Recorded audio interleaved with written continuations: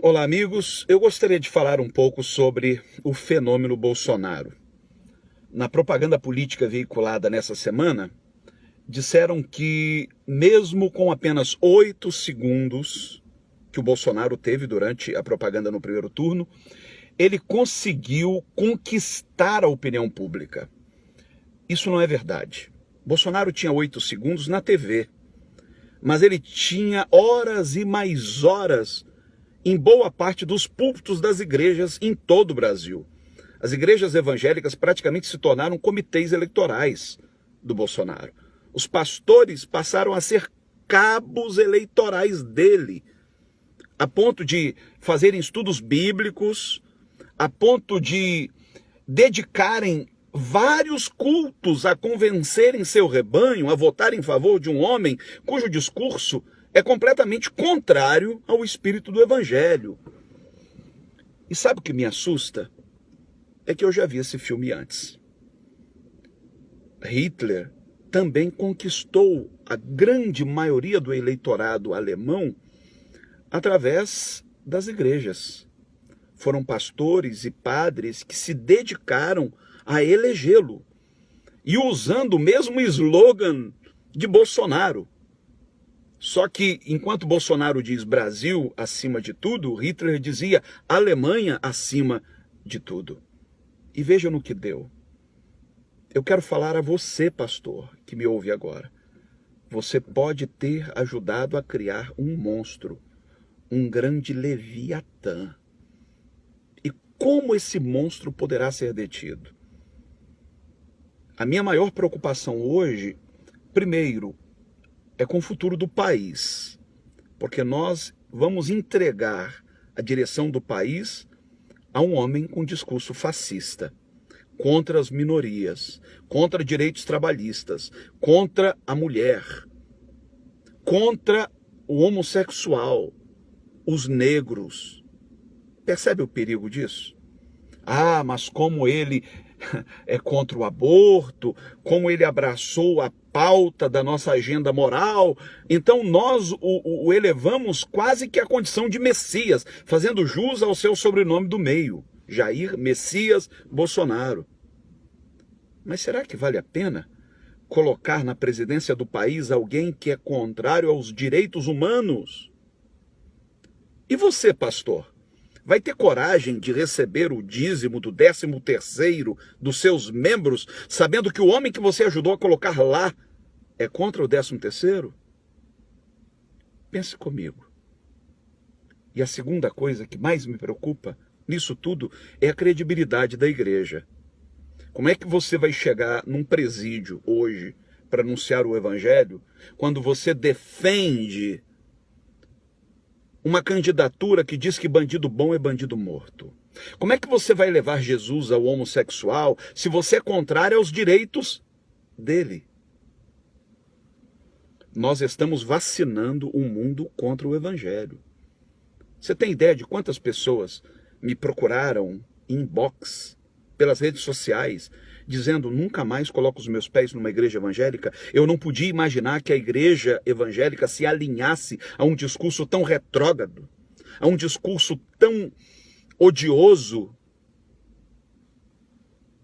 Que bom que Jesus sai ileso no meio dessa confusão toda. Jesus está muito acima de qualquer pauta moral. Jesus nunca se alinhou aos poderosos, muito pelo contrário. Jesus sempre se manteve ao lado do excluído, da prostituta, daqueles que viviam às margens. Mas a igreja insiste em se alinhar ao poder.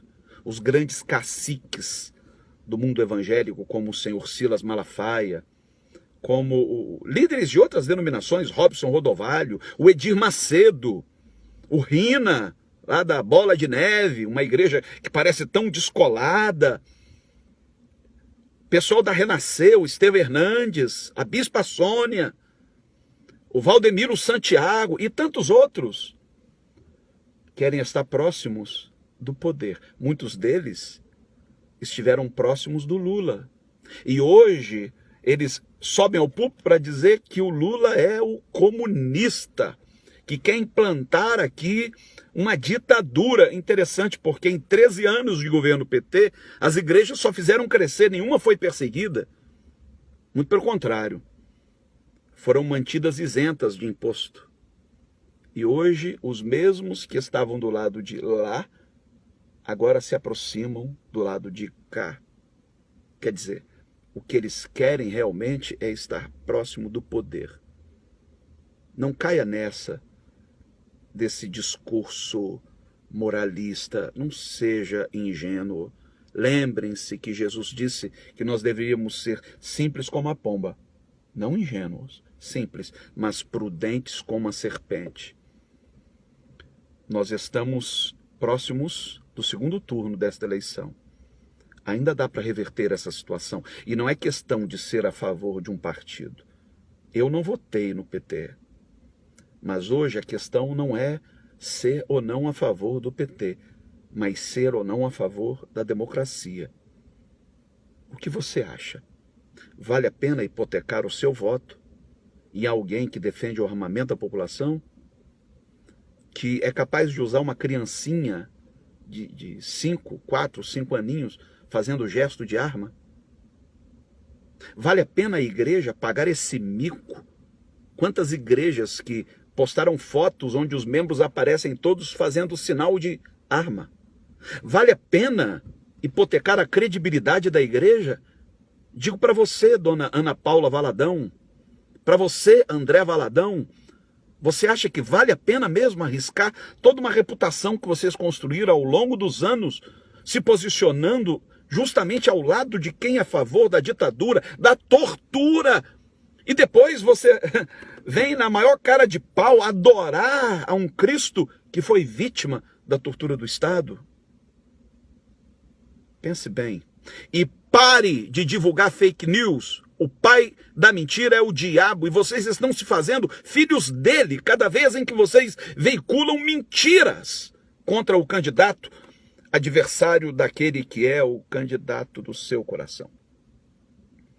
O fato é que muitos de vocês só estão com Bolsonaro porque é o que tem, estatisticamente, a maior probabilidade de ganhar as eleições.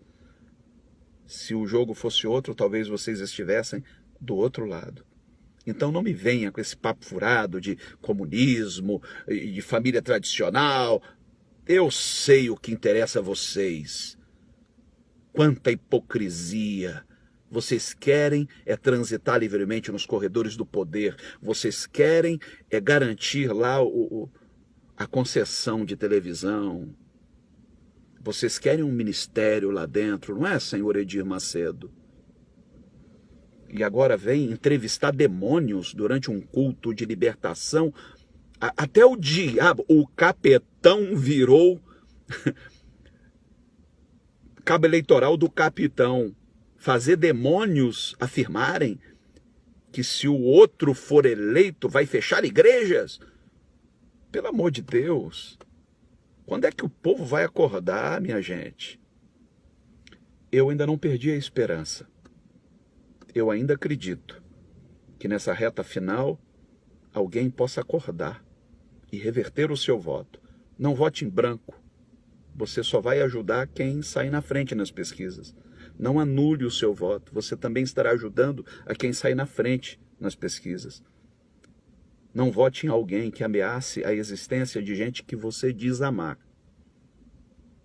Essa onda de violência que está aí, com suásticas sendo pichadas na porta de igrejas, com negros e homossexuais e nordestinos sendo perseguidos nas ruas, isso é só uma amostra grátis do que poderá vir por aí.